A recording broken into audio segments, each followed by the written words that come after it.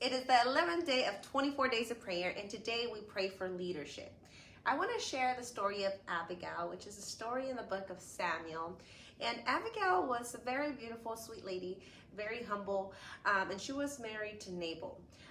He was a very wealthy man in the city of Carmel. Now, David had been fighting and protecting the area surrounding Carmel, and so he heard that this man, Nabal, had many goats and sheep, and he sent out his men to go ask Nabal for anything that Nabal could give David and his men. And so, not necessarily did it come like in a demanding way for David to go out and send his man out there, but it was more like a humble approach, asking him, hey, Nabal, like, can you give us whatever it is that you can give us and, me and my men for the act that, we watched over your people and we never harmed them and nothing was ever missing from them. We never mistreated them. And, we were basically doing life together. So is there anything that you can give me and my men, is the approach that he took. But Nabal was a very arrogant man. I mean, his name says it all. His name means fool. And Nabal responded in a very foolish way. He said, basically, who the heck are you? Who is David? I've never heard of him. Why would I give him any of my bread, any of my water, and any of my sheep?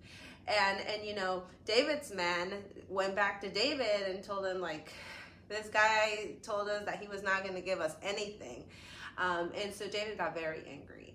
And he told all his men to grab their swords and they were going to head back over to Carmel and kill not only Nabal, but all the people in there. And so Abigail heard about, the coming of David, and she quickly, hurried to gather food and all of this pastries and all of these things on a donkey, and she headed over towards David, meeting him somewhere along the route.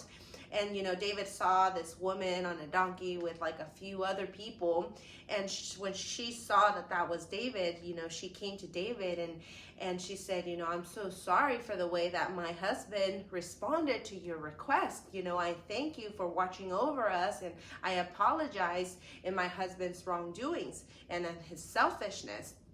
And so she asked for forgiveness, and David right there, promised that he was not going to hurt the people in Carmel. And he accepted Abigail's request, and Abigail's generosity and humility literally saved thousands of people in that village. So I want to share this story, because it kind of leads on to the generosity prayer that we had today. David was going to use his power just for personal revenge, but Abigail was so humble and proactive that her leadership, although at the moment she was just the wife of this wealthy man, really had, and she was not a big leader that other people would consider her as, other than the wife of the wealthy man.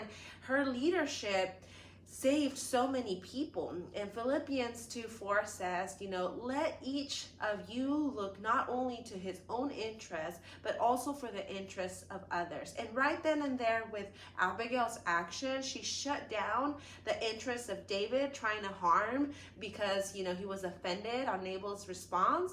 And also she helped so many people live and shut down Nabal's wrongdoings as well, because her leadership stood up. She stepped one level up to save the people. And I just pray that we grow and we learn and we develop qualities like this that will save so many people, as we are dealing with people on a day-to-day basis.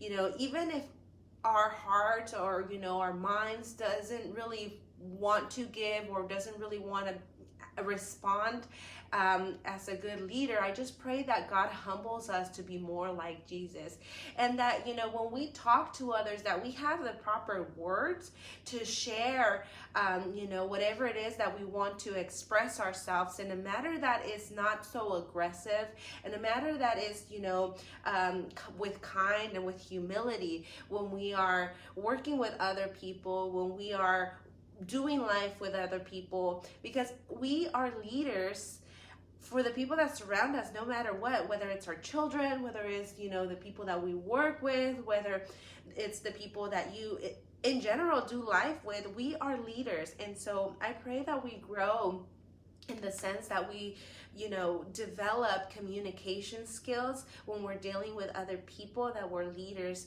to them. I just pray that God humbles us, and I'm just so thankful to be here today. I wish you a great day.